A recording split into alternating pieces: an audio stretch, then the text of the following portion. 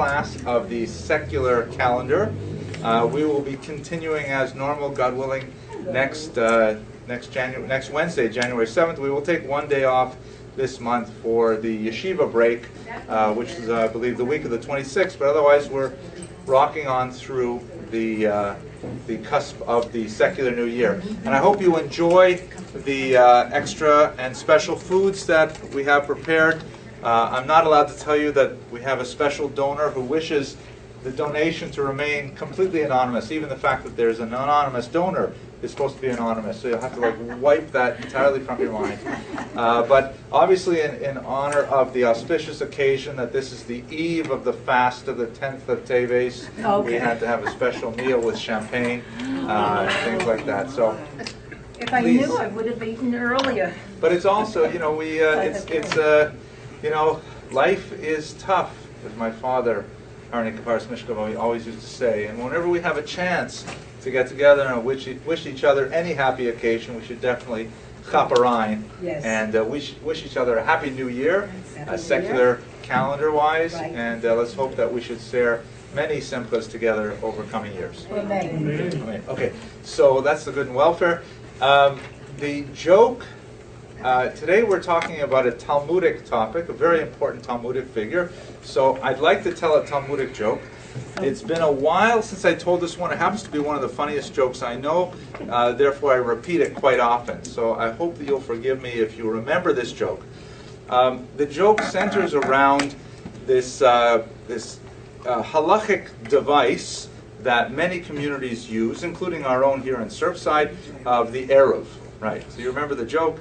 The Eruv is, oh, hope you don't remember the joke. Oh, good. The Eruv is essentially a, it's a construction. Usually it's a wire, or it can use natural phenomena, rivers, things like that, to create a single courtyard, so to speak, so that all the Jews who live there are, as it were, living in a single entity. And this has tremendous utility for the Sabbath. Oops, we lost the image. I have to make sure I do this occasionally. This has tremendous utility for the Sabbath because the Sabbath rules otherwise prohibit Jews from carrying on the Sabbath, like, keys in their pockets, things like that, or pushing strollers, things like that. So it's often filled with controversy.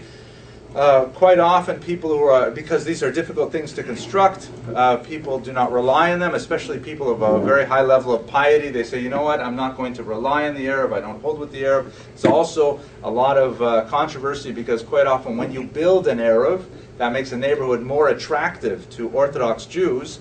And if you don't happen to like Orthodox Jews and what they do for the property values, then you may oppose the Eruv, as happens quite often here in the United States. So the joke goes like this.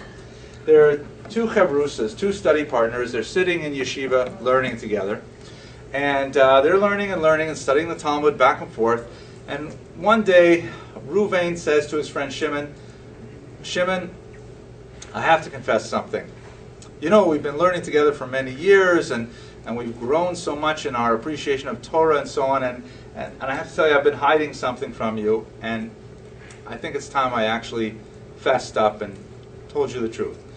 And Shimon says, what are you talking about, Ruvain? And he says, well, the truth is I'm not Jewish. And Shimon says, what are you talking about? You are so careful with your kashrut. We're sitting here learning Talmud and yeshiva. Your Hebrew skills are amazing. Your Aramaic is great. You can paskin daven from the Amud. You do all these religious things. He says, no. The truth is, I'm not Jewish. It just happened like that. I was walking down the street in Jerusalem one day. I was traveling on my way to Saudi Arabia, and someone said, do you want to have a Shabbos meal? So I said, okay, why not? And one thing led to another, and I really enjoyed it. And here I am. Nobody ever really asked me if I was Jewish. They just schlepped me around. So, and I'm not Jewish. And he says, well, you live a completely Jewish lifestyle. He says, well, actually, the truth is, I violate the Sabbath every week. I don't tell people, but I violate the Sabbath every week because actually in Talmudic law, a non-Jew is actually not allowed to observe the Sabbath in all its details. I violate the Sabbath every week in order to keep, in conformity with Talmudic law. So he says, I don't believe it. He says, yeah, it's true. Like, for example, I carry my keys on the Sabbath. And he says, yeah, but Ruvain, we have an Eruv. And he says, I don't hold by the Arab. All right, I think I need to like bulk that one up a little bit. But okay, here we are. Let's go to the material. That's what you came for, not for the jokes. But I did get an email, from a comment from someone in, oh, I forgot where it was from, saying we need more jokes, so I can call them out. Okay, so tonight's topic is the RASHBA.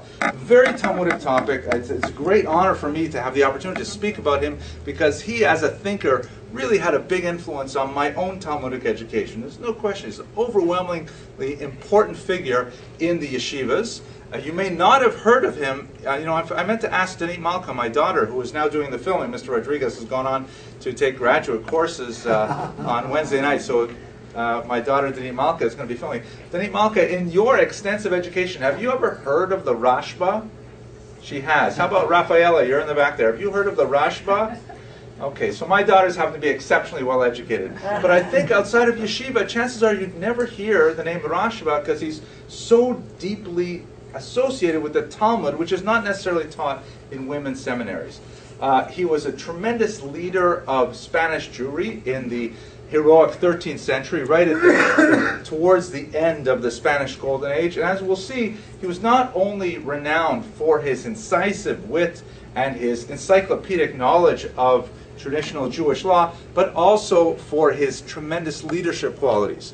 In many ways, he is eclipsed only by figures like Nachmanides, his teacher, or like Maimonides, who comes from the same era. If we lived at this time in the late 12th century, we would have regarded RASHBA as one of the shining stars of the Jewish constellation. And in fact, his light extends even to the present day, where we still live very much by his teachings.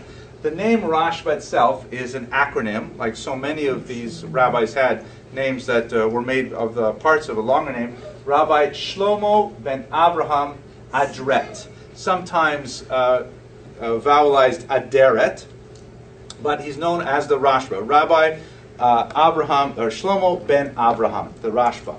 And his years are 1235 to 1310. He's associated with Barcelona in particular. That's where his life was most active. So let's place him in the context of Jewish history. He is one of the most famous of the generations known as the Rishonim. So according to Jewish philosophy of time, there are sort of large chunks of generations that can be grouped together, primarily for theological reasons, but it also has implications for how Jews work through Talmudic law. And the concept behind the grouping of these generations is the notion that the closer that Jews were to the revelation at Sinai, the greater the level of spiritual sensitivity, the greater the level of openness to Torah and to divine information and so on. Not necessarily greater intelligence, not necessarily greater sophistication. Those things actually come later because you have the ability to access much more information than earlier generations. But the idea is that they were on a higher plane than later generations. And in Jewish philosophy of time, we break them up into several groups, which is outlined in Pirkei Avot. The period that we're especially looking at right now is known as the Rishonim, or the first ones. It's a little bit of a misleading term because there were periods before the Rishonim, the Geonim, the Amoraim, the Tanaim, and so on. But the Rishonim is really the first major generation after the Talmud has been completely written. The previous period, the Geonim, there were certain tractates of the Talmud which were still under production. The Rishonim is the first generation when the Talmud is already canonized, and so they are the first major commentaries on the Talmud in particular. Famous Rishonim that I'm sure you're familiar with, Rashi, who is exemplary of the Rishonim because one of the main tasks of these few hundred years of scholars was explaining the basic text. Rashi is famous for his very pithy, concise, and revealing commentary on the Talmud and the Torah in particular. You also have the Rishonim who engage in codifying law, meaning taking all of the complexities of Jewish law, which is scattered throughout a vast corpus of literature, and then bringing it down to an organized fashion where it's all set out more or less in Greek terms with chapters and sections and subsections, things like that. The Rambam, Maimonides, shown here in a statue from Cordoba, is perhaps the most famous of the Rishonim who were engaging in codes. You also have the so-called Monei HaMitzvot, those who counted the mitzvot. As I think I mentioned just a couple weeks ago, but I'll repeat it, why not? The Talmud says there are 613 commandments. The Talmud does not list them. So by the time you get the Rishonim, around the turn of the 10th century, several rabbis say, well, okay, let's put these down on paper. What are the 613 commandments?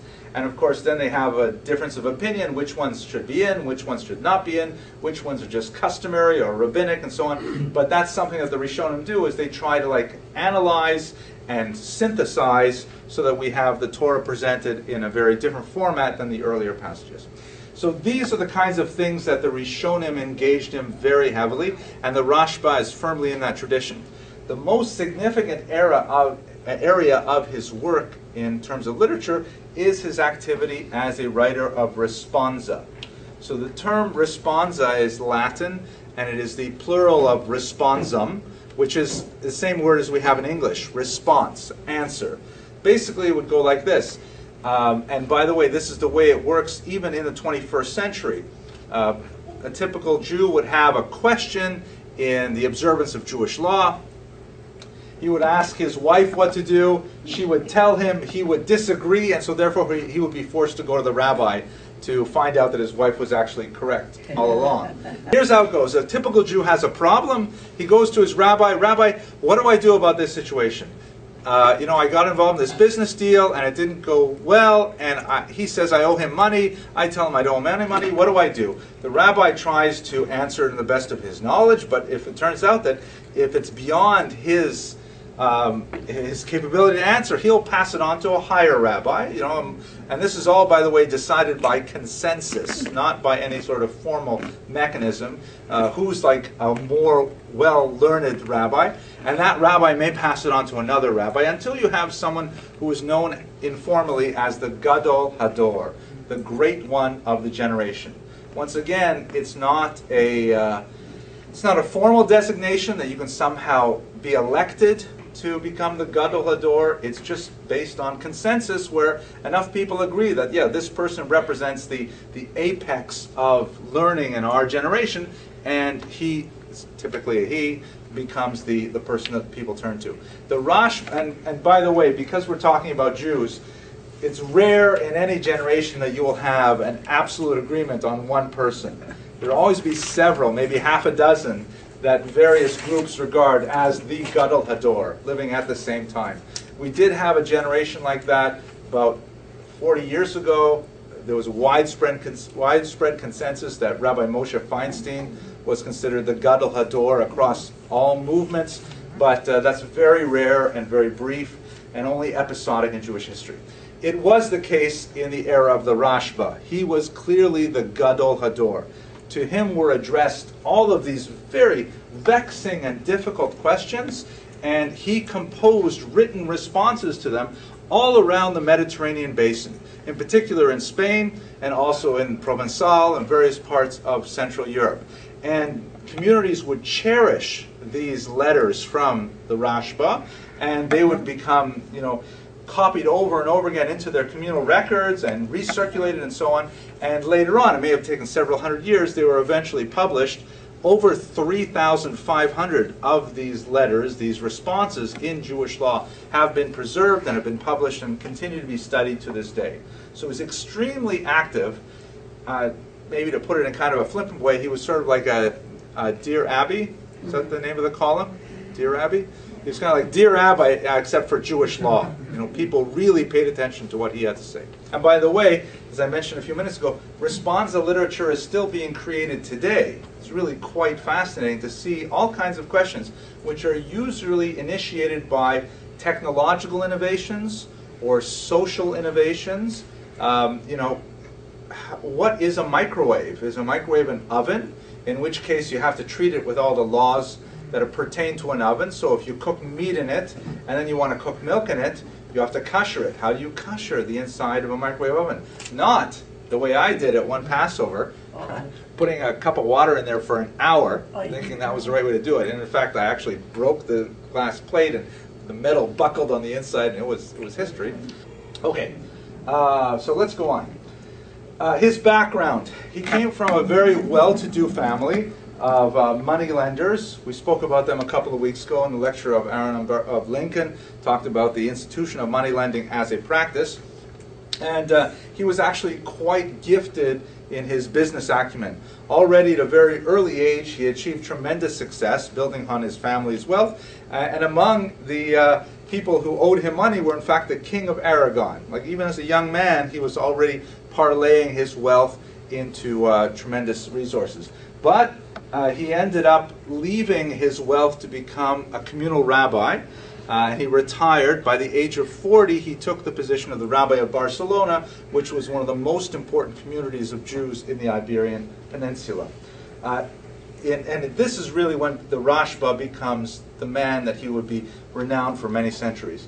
He was especially known for his impeccable integrity and his absolute unswavering dedication to the law as he saw it appropriately interpreted through Talmudic vision. Early on in and he was especially impervious to bribery.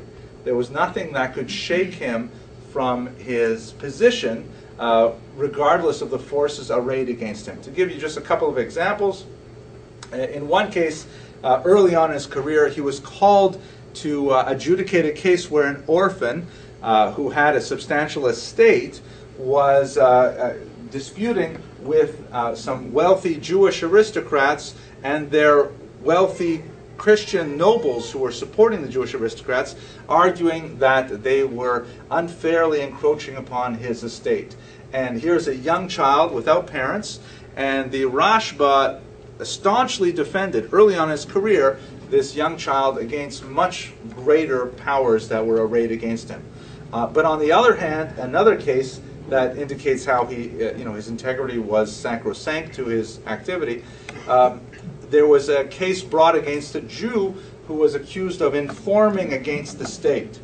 And the RASHBA did not want to hear the case. The secular state, Aragon, drew him in and said, "We want you to review this case and tell us what you think about what we should do with this Jew." After an exhaustive review, and again, he tried to recuse himself, but the king demanded, so he participated. After an exhaustive review of the evidence, he ruled that the person was in fact a traitor and deserved death. This is a very, very grave ruling, particularly in Jewish law. The idea of putting someone to death, especially without a Sanhedrin of 71 judges, is considered a very, very difficult, almost impossible thing to do. But there are some rare exceptions where it would be permitted if it presented, for example, a threat to the community as a whole. The ticking time bomb kind of example. So he ruled against the Jew in this case and ordered him to be put to death. The family appealed, and the king agreed to forward the RASHBA's decision to the great Maharam of Rothenburg in central Germany. Very important figure we spoke about a few years ago. And the Maharam upheld the ruling of the RASHBA, and in fact the Jew was put to death. But we see on the one hand, here he is defending the innocent orphan against tremendous moneyed wealth arrayed against him, and at the same time we see him standing up for the rights of the state against an individual Jew who was accused of informing on them. He was so well regarded that King Pedro III actually called upon him quite often to adjudicate between Jewish communities, that the state regarded him as the Gadol Hador, kind of like Lord Sachs in England, that sort of thing, where his moral authority was so great that it penetrated the Jewish boundaries and went well into the non-Jewish world as well. He was regarded as, Lahavdil, the Dalai Lama of the time, that everyone regarded him so well as a paragon of virtue and intelligence, and someone who could not be swayed to render unfair judgments. He established a yeshiva and attracted some brilliant minds to him. I should mention, by the way, his background in terms of his education is quite fascinating. He was educated at the feet of two of the greatest scholars of the era. One was Rabbeinu Yonah of Gerona. I think Gerona is pronounced Herona. Is that correct? Is anyone Herona? Herona. Okay, that's good. Actually, it's funny. You know, there's a gas station called Chevron, Chevron, and my youngest son always pronounces it Chevron. Thinks it's like, you know, Abraham's birthplace, Chevron. There it is. So, what a name for a gas station. So, anyways, Rabbeinu Yonah is especially known for his glorious book Sha'arei Tshuva, the Gates of Repentance, which is one of the classics of Jewish literature, which is, it's called the Gates of Repentance because it describes in tremendous detail how to repent for the wrongs of your past. Like, for example, in the section on regret, he lists 20 different forms of regret, 20 different ways to express your regret, and 20 different sort of nuances of regret. And the book is like a tremendously heavy tome of that nature. Very, very good for introspective reading. And at the same time, he was also educated by Nachmanides, Ramban, who was, you know, the older scholar, the last Gadol Hador before the Rashba, who was extremely involved in all aspects of Torah study, including the Talmud and including the Kabbalah, which we're going to get to shortly, one of the acts most famously associated with the Rashba's activity. So he had really tremendous teachers behind him, the Rabbeinu Yonah and the Ramban in particular, and then when he established his yeshiva, he was able to commit these values to a later generation, and a few of his students include the famous Ritva.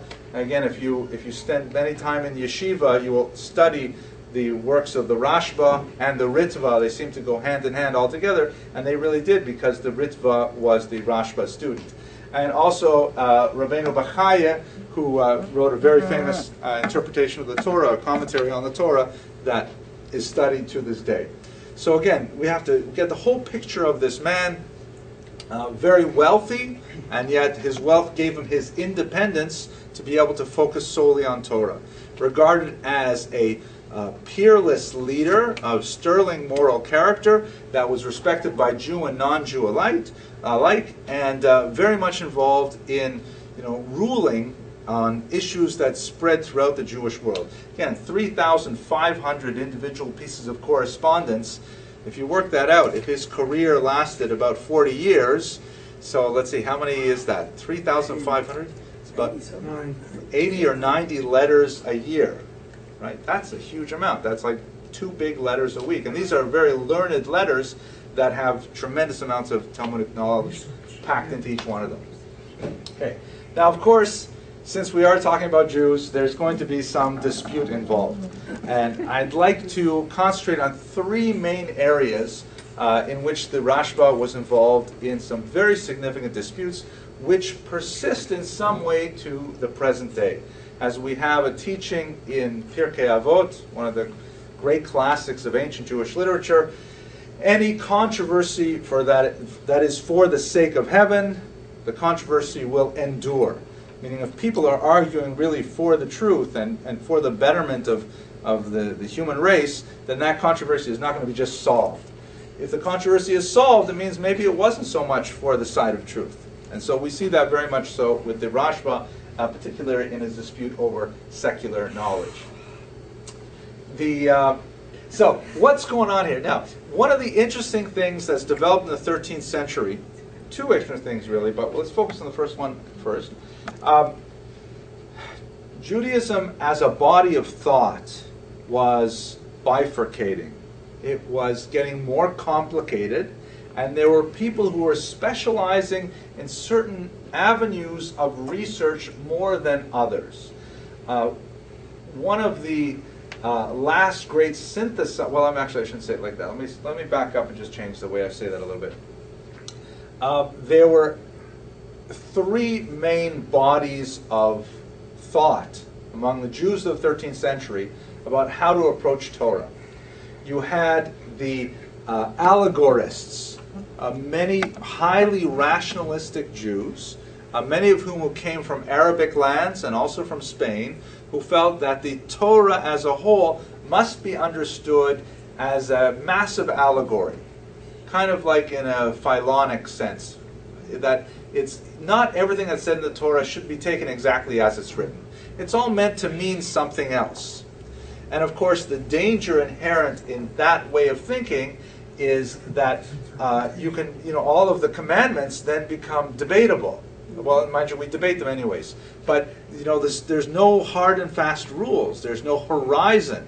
There's no common denominator. If you want to say that, like for example, if you want to say that it's forbidden to, let's say, I have to find an easy one. Thou shalt not steal, let's say. So they can say, well, I'm not actually stealing if I photocopy this book and then sell it. That's not actually stealing, right? Because I didn't actually take anything away. It was a library book. I put it back in the library. Now I'm making money from the photocopy I made of this book, right? And you can make all kinds of allegories. You can say when it says this kind of word, it really means something else, and so on.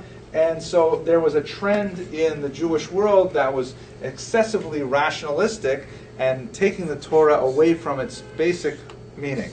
Then there was a group on the other side who were highly Kabbalistic, who were reading everything not as a rationalist allegory, but as a mystical allegory, and reading everything meaning something totally divorced from the simple text says. And then finally you had sort of a moderate camp that was trying to distance themselves from both extremes, and the RASHBA found himself in the middle of a dispute over this. And especially where it became most pointed is in the place of secular knowledge. What do you do with mathematics, physics, chemistry, astronomy, all of the sciences that were growing in this 13th century? What exactly are you supposed to, what is their place in the Jewish curriculum?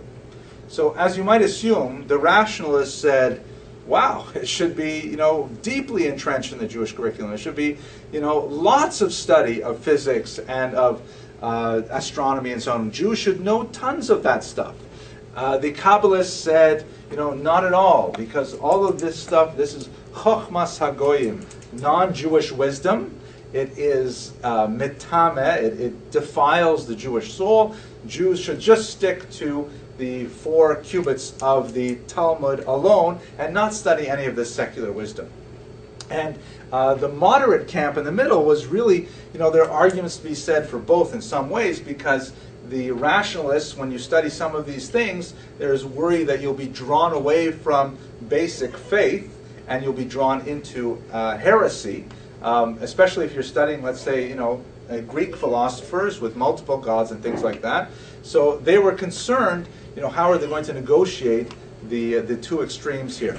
Now, if I can jump ahead to the 21st century, the debate rages in Jewish schools even today. How much Torah belongs in a Jewish school system? Do you have Torah, for example, only taught in the mornings when the kids are a little more fresh, and that way they get their best energies devoted to the Torah, and then you squeeze in the secular subjects later in the day? That's a very expensive endeavor, especially if you hire full-time teachers and you can only employ them for a few hours a day. Or do you say, no, we'll mix up Torah here and secular studies there, and you might end up coming to school and do math first thing in the morning, and then when the teacher is free at the end of the day, then you'll learn a little bit of Chumash. Do we say that the balance should be 50-50? That if you have an 8-hour school day, 4 hours is secular and 4 hours is Torah? Or do we say, no, you know what? It's just enough that they come here and they learn a little bit, so let's have 70% is secular and 30% is Torah. And so the debate is still very much alive today. What exactly do we hold with this? What ended up happening is the RASHBA was the only figure who had the stature to be able to set down a rule. In the so-called Compromise of 1305, he made a ruling which was basically held to the present day in many communities. Basically, he said, nobody is allowed to study philosophy until they're 25 years old. You want to study philosophy earlier? No way. It's too dangerous. There are too many crazy ideas. There's too much, narishkeit in there. So young people who want to study philosophy, you've got to wait till you're 25. Presumably by the time you're 25, you'll be married, you'll have kids, you'll have had Chinese food many times, you're very secure and stable, and then you can handle the questions of philosophy. But before that, definitely not. This would later feed into a ban on the study of Kabbalah until you're 40 years old. However, he exempted many non-Jewish sciences from the ban. Mathematics, okay from the very beginning. Physics, okay from the very beginning. So certain hard sciences, as we would call them today, that did not have any potentially ideologically risky components were permitted from the youngest ages. But any kind of sciences, and again, at that time, the distinctions between philosophy and mathematics were not that clear, but he was saying that anything that has an ideological tinge to it, it's all right, but only when you're older. Younger kids are not allowed to study that. And that compromise has basically directed Jewish education for the last 800 years. Okay, questions or arguments at this point? Where did astronomy fit into this? I know Well, they were very much into it. Right. Astronomy is fascinating because it involves a lot of the hard sciences of mathematics and things like that, but it also slides over into astrology and the zodiac and all kinds of things like that. So astronomy was one of those sciences that he banned until 25. You have to be 25 to get to that.